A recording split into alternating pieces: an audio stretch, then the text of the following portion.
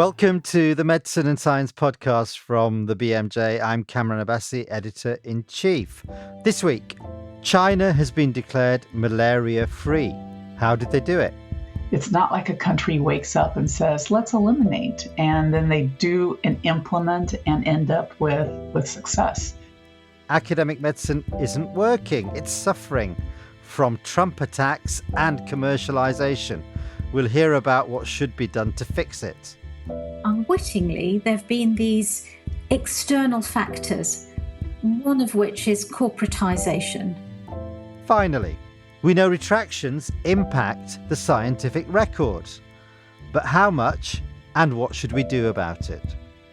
On average, one retracted trial contaminated 3 systematic reviews, and each of those went on to affect 3 guidelines. So the influence was amplified. China was declared malaria-free in 2021, and a new collection published on bmj.com identifies what the rest of the world should learn from them. Jocelyn Clark finds out more. I'm Jocelyn Clark, the BMJ's international editor, and I'm delighted that we've recently published a new collection of articles drawing lessons from China's certification of being malaria-free in 2021. There are lessons here for other endemic countries, many of them around the world, particularly in Africa, where the center of the global malaria fight is. One of those authors is with us today. Thank you. I'm Regina Rabinovich. I'm director of the Malaria Elimination Initiative at East Global at the University of Barcelona. I've been involved with malaria since my days at NIH, actually, where we did a phase 1 trial of a malaria vaccine as part of the vaccine and treatment evaluation units that existed at that time. I hope they still exist. And then left NIH to be the first director of the Malaria Vaccine Initiative at PATH. And 3 years later, I joined the Gates Foundation. So malaria was one of the programs I was responsible for. Since I left the Gates Foundation, I've been in academia and doing trials and pushing the whole effort forward from an academic point of view. Maybe I could first ask you, in terms of the focus of this collection being on China, such an unusual and obviously enormous country with so much diversity. What's your experience with China, and what for you are the things that are so notable about this, incredibly long and ultimately successful set of efforts that China undertook? I've, of course, been to China, and you're right. It's huge, diverse, very different, and malaria was not found throughout. It was localized and focused on some of the provinces. What's been so impressive to me and really reflected in efforts in other countries, it's not a straight line. It's not like a country wakes up and says, let's eliminate, and then they do and implement and end up with success. Countries are different and require different strategies, if you will. When you get to very low levels of disease, it's very hard to keep up political, financial, and programmatic pressure. But until you really do eliminate, until there is no parasite in the country, and you have put in the interventions necessary for prevention of reintroduction, which we should discuss a little bit more, it can come right back. And if it comes right back, it can come back roaring back, very high levels in a focal area. So China faced that at one point and gathered the political will and the finances to actually realize that they needed to get rid of it, and then they did. It's very instructive to watch a very large, powerful country, financially powerful country at this time, put the resources in to get to something that's still at very low levels, but a threat if it is not managed. From your point of view, where are the sort of main growth areas in terms of promising technologies? I think there's a range of actually exciting innovations that are either available or becoming late-stage development. On the mosquito side, we've always known that if you use any single insecticide, whether it's on a bed net or for spraying, you will drive resistance, so that there needs to be a pipeline of insecticides to be actually overcome that. And some new bed nets with different treatments are being introduced and are highly effective. The other is something as old as larval source management, which was used in the 50s and 60s and can use a variety of products that are safe to use. But there's dramatically different ways to make that whole system more effective. You can link up all the satellites that are looking at Earth that can identify bodies of water, and you can map bodies of water so you know where to go to treat them. And that can be just relatively simple idea, but really effective, because part of it is identifying where to go and send the teams that do the water treatment. There are ways of disrupting the mosquito larvae that affect only the larva with different, very targeted ultrasound waves. So there's ways of improving some of the old tools, and then there's new tools. The vaccine, it's not just in late stage development. They are being introduced and will continue to be introduced and scaled in Africa as long as there are resources to do so. That is a significant challenge at this time. And the vaccines don't prevent infection, but they do and have been shown to prevent death. And we have to remember there's 400,000, 500,000, mostly children, that die every year still from malaria. So prevention of death is a really important challenge. And I think it's interesting what I learn about the possibility for what's often called a South-South cooperation. And on this issue, Regina, it seems really interesting. We know that China is very involved in many parts of Africa when it comes to infrastructure development, for example, roads, highways, bridges, that sort of thing.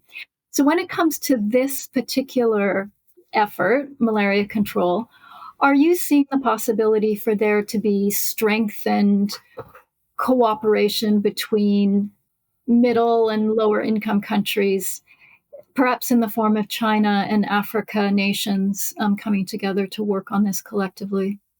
I think there's opportunities for new funders. I have no assurance that that is going to happen.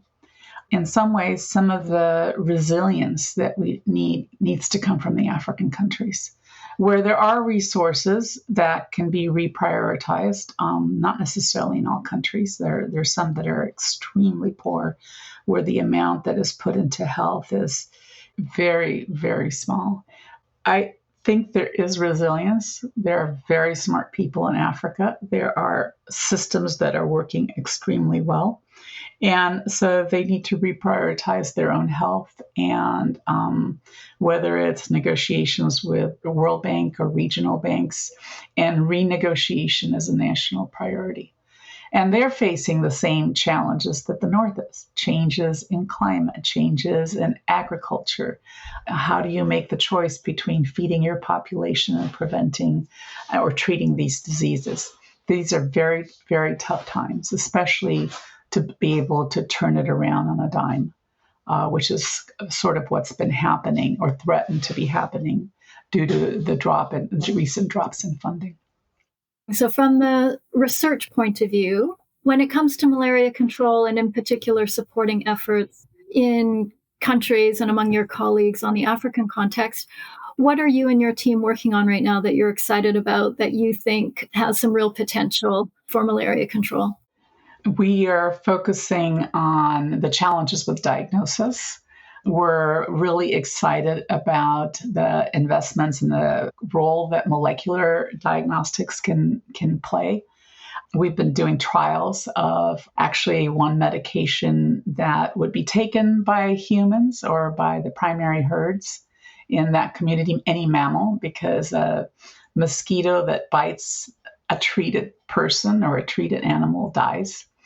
So, but also impressed by other interventions that are being led by other groups like spatial repellents. So I think there are promising interventions that can be used either at a community level or at an individual level. The question is, where is the receptive audience for that, for figuring out how you introduce it, how you scale it, and how you finance it? It's never an either or. You don't drop something, then add something. You have to have data for smart country decisions. And doing those kinds of operational research studies takes money. And I don't know where that money is going to come from at this time. And I am encouraged by research units and implementation units in Africa that are rising to the occasion, because there are amazing capacities in Africa. Africa today is not the Africa of 30 years ago. There are very good scientists. There are very good public health leaders that can take this on, and we'll have to sort it out, perhaps in partnership with big countries like China. Still involved research units in Europe. I don't think the whole community has walked away. We're just having to find a different pathway. That collection, Malaria Control Lessons from China, is available on bmj.com. I'm joined by Sonia Saxena, Professor of Primary Care at Imperial College London, and Miguel O'Ryan, who's Dean of the Medical Faculty at the University of Chile. And you're the co-chairs of our academic medicine campaign and commission alongside Fran Baum. Let's cut to the chase. You're calling for a revolution. Why is that, Sonia? Yeah, that's a great question. What we have seen over decades is that academic medicine just isn't working. We need to be aware of how we've got here. We've always had a sort of Hippocratic approach in medicine, which is that we should harm no one, and anyone that signs up to a career in medicine must have a central tenet that they want to improve the health of the patient in front of them. But we're not thinking broadly enough.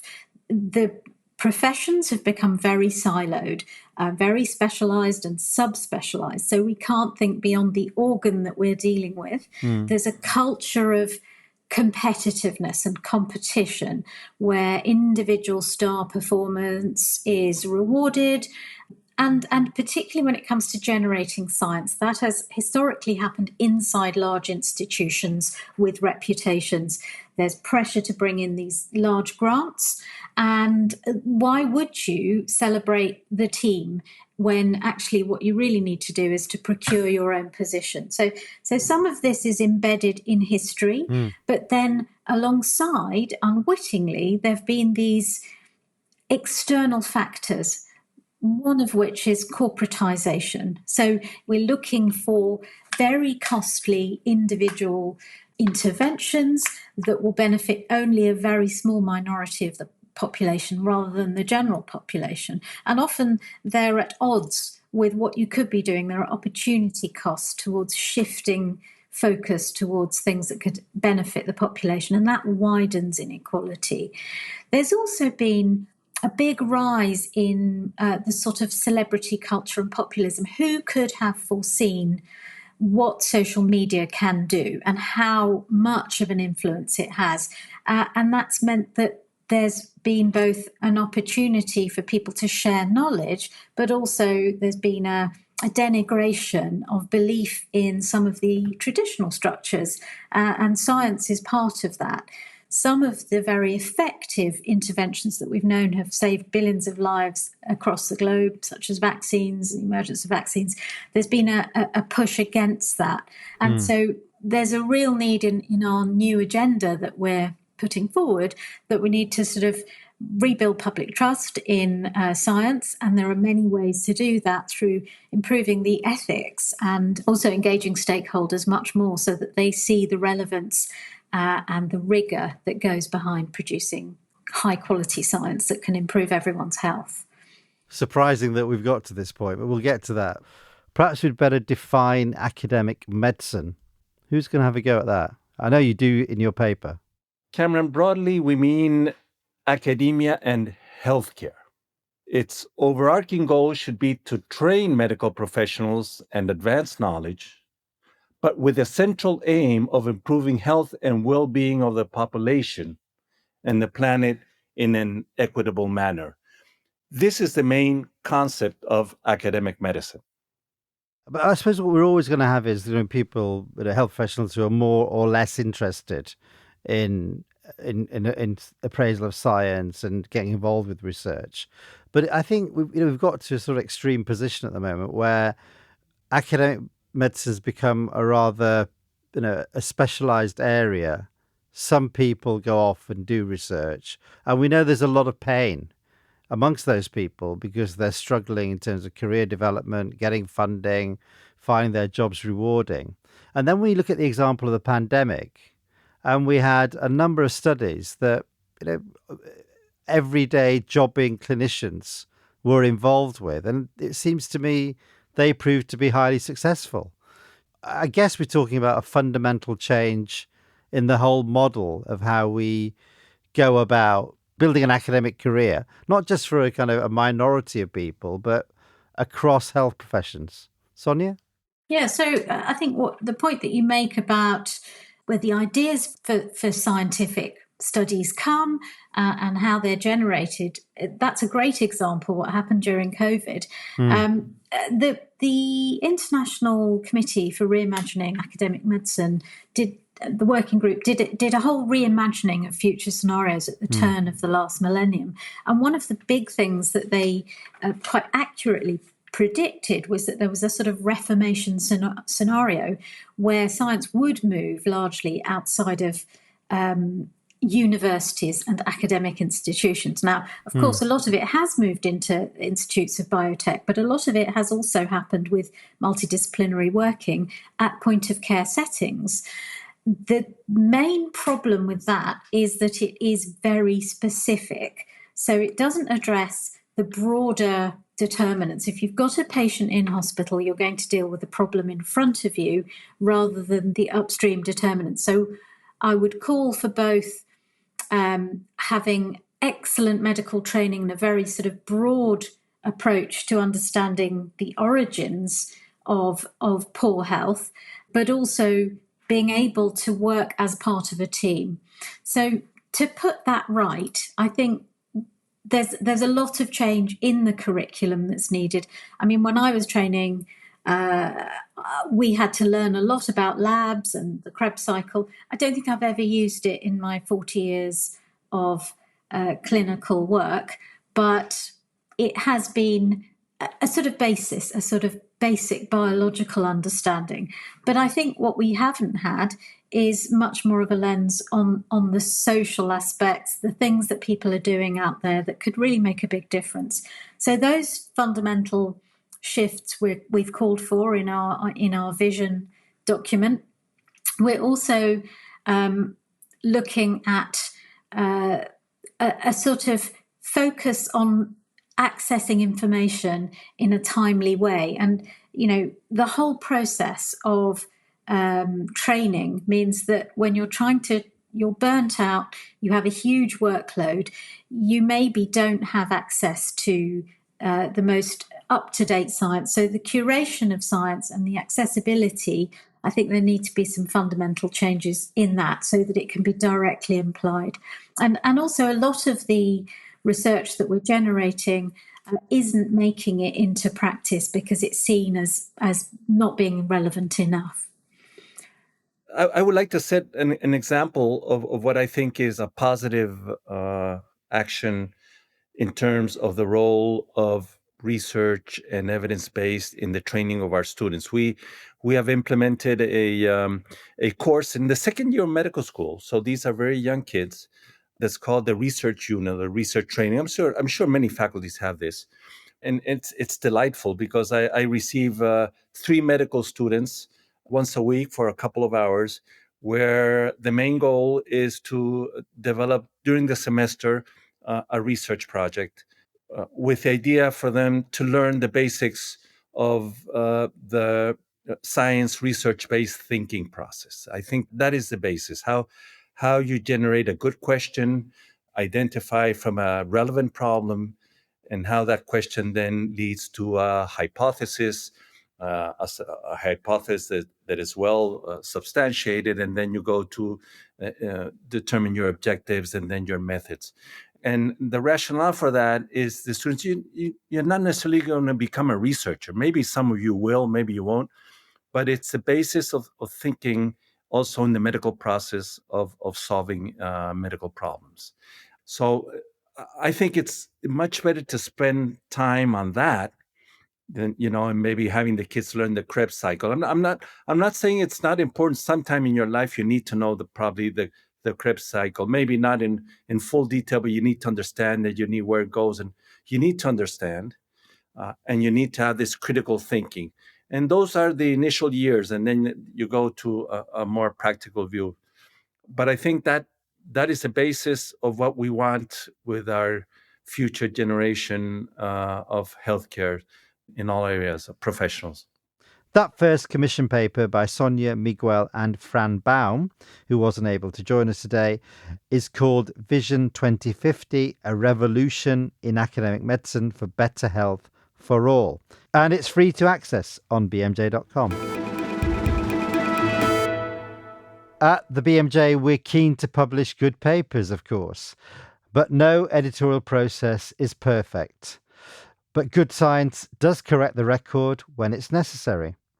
Retractions often happen a long time after a paper is published and aren't well publicised, meaning that bad data could be included in systematic reviews and clinical guidelines. New research published on bmj.com has found that this is happening to an alarming rate. Di Wang, one of our research editors based in China, talked to the authors. I'm joined by the authors of a new research paper that assesses the impact of retractions on medical literature. Welcome to the podcast, Professor Liu Hui, Dr. Xu Chang, Dr. Liu Fuchen, and Dr. Luo Susu from Eastern Hepatobiliary Surgery Hospital in China, and Professor Doi from Qatar University. To start, could I ask you to introduce yourselves, please? Let's start with Professor Liu Hui.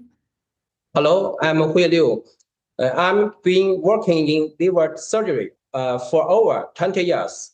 Thank you, Professor Liu. And Professor Doi? Yes, hi, my name is Suhail Doi. I'm a professor of clinical epidemiology at the College of Medicine in Qatar University and a collaborator on this project. Thank you, Professor Doi. And now Dr. Xu Chang.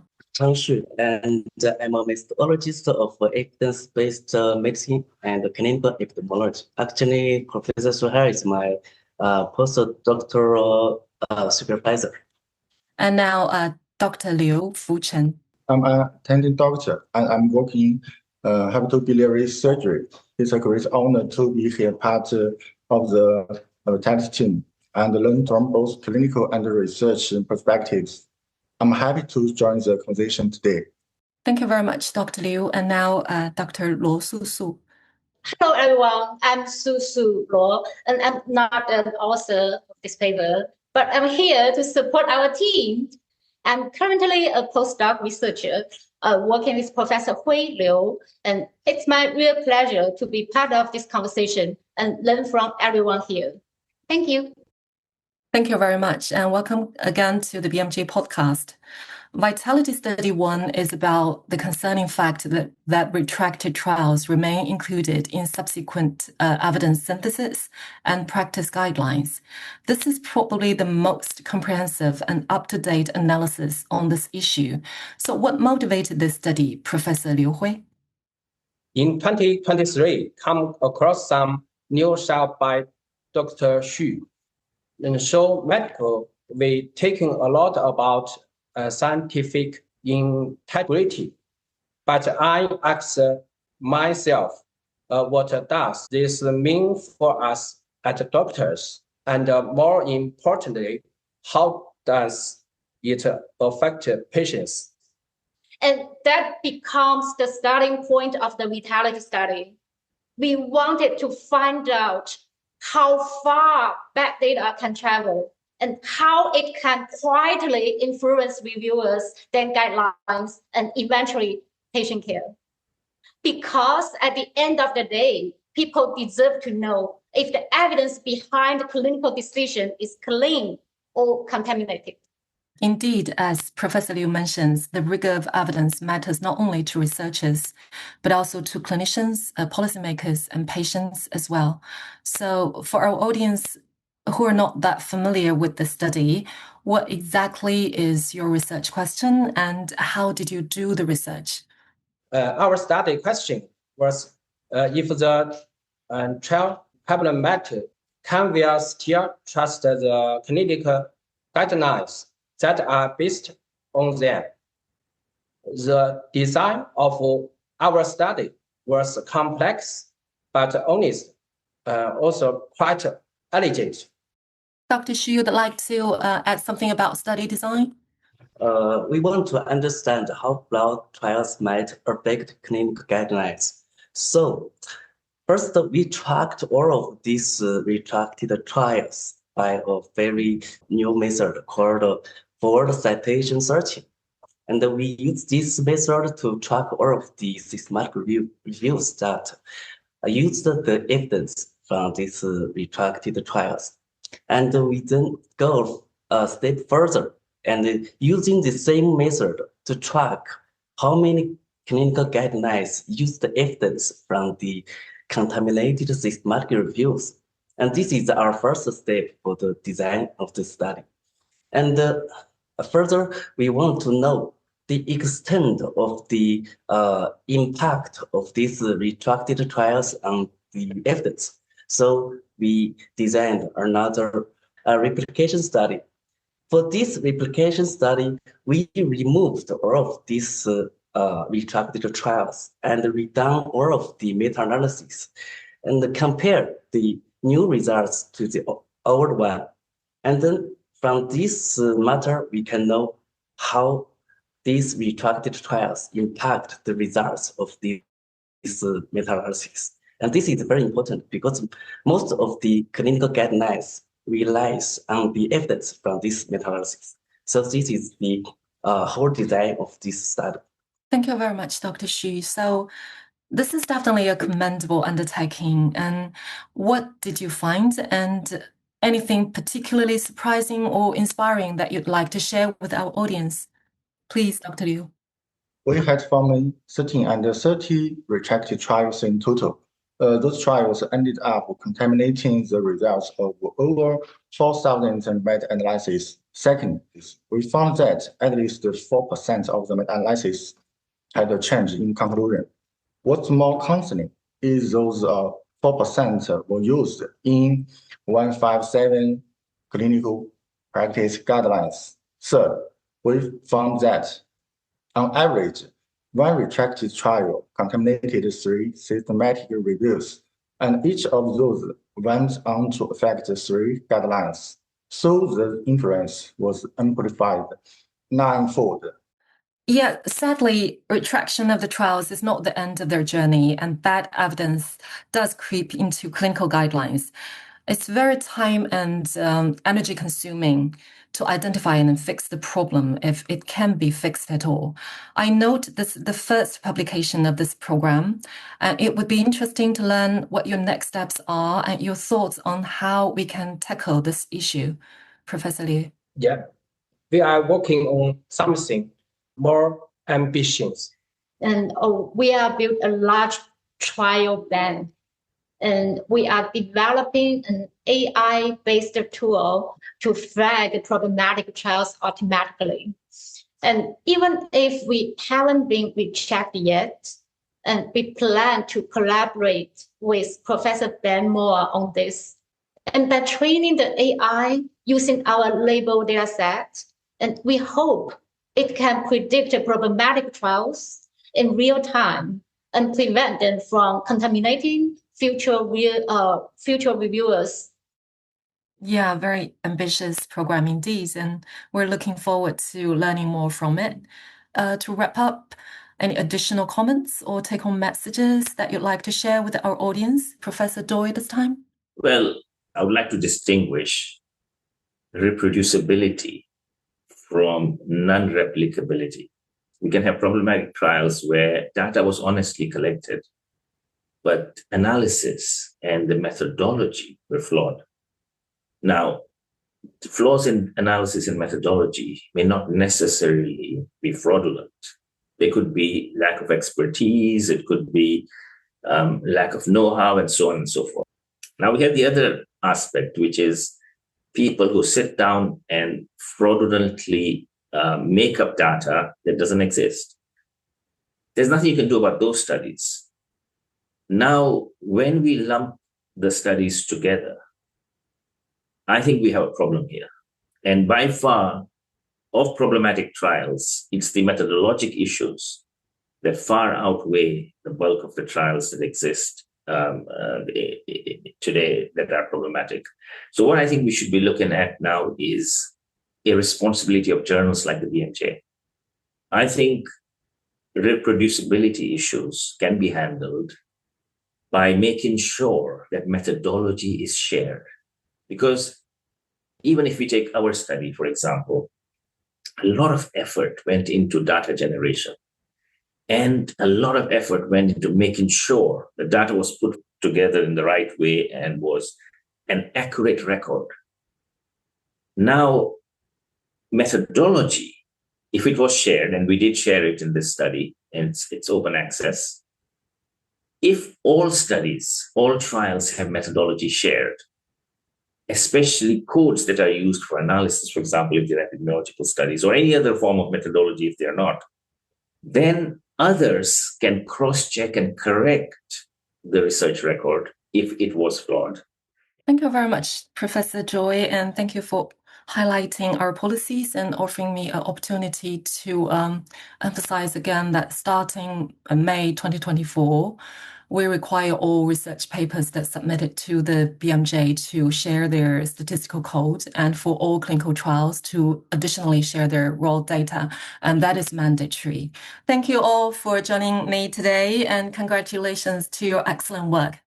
There's an accompanying editorial to that paper which says, retractions alone are not sufficient to prevent the onward citation of retracted studies.